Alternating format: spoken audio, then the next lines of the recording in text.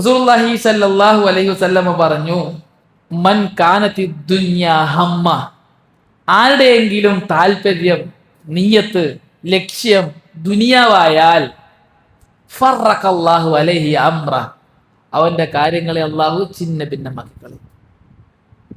ദുനിയാവ് ലക്ഷ്യം വെച്ച് നടക്കുന്ന ആൾക്കാരുടെ കാര്യം അള്ളാഹു ചിന്ന ഭിന്നമാക്കും. എന്താണ് ചിന്ന ഭിന്നമാക്കുക എന്ന് പറഞ്ഞാൽ, ഒരുപാട് കാര്യങ്ങൾ അവന് ചെയ്യാനുണ്ടാവും, ചെയ്ത തീരൂല. ഒന്നിവിടെ, മറ്റൊന്ന് അവിടെ, മറ്റൊന്ന് അപ്പുറത്ത്. ഇത് ചെയ്ത് തീർത്ത് അപ്പുറത്തേക്ക് പോകണം, അത് ചെയ്ത് തീർക്കണം, അപ്പുറത്തേക്ക് പോകണം. ഒരു ദിവസം മൊത്തം അതിനു വേണ്ടി ഓടണം, അവിടേക്കും ഇവിടേക്ക് ആയിരിക്കും. സമയത്തിന് ബർക്കത്തുണ്ടാവില്ല, ചെയ്ത തീരൂല, ക്ഷീണിതനായി മാറും.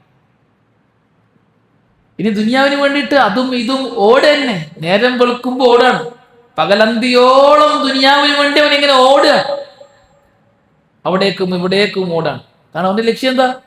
ദുനിയാവാണ്, ദുനിയാവ് നേടുക എന്നുള്ളതാണ്. അപ്പൊ അള്ളാഹു എന്ത് ചെയ്യും? അവന്റെ ദുനിയാവ് അവിടെ ഇവിടെ ആക്കി കൊടുക്കും, തീരൂല, പകലന്തിയോളം ഓടേണ്ടി വരും.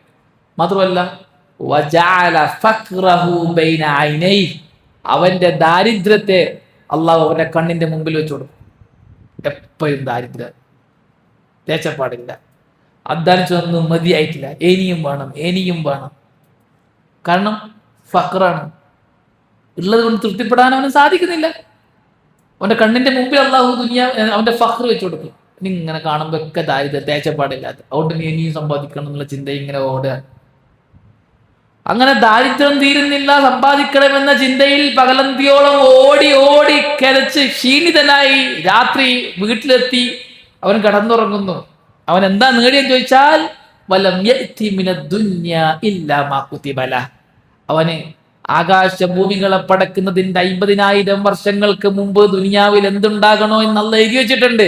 ആ കൂട്ടത്തിൽ അള്ളാഹു അവൻ അന്നേ ദിവസം എന്താണോ നിശ്ചയിച്ചെഴുതിയത് അത് മാത്രമേ കിട്ടുള്ളൂ. അധികം കിട്ടോ? ഇല്ല.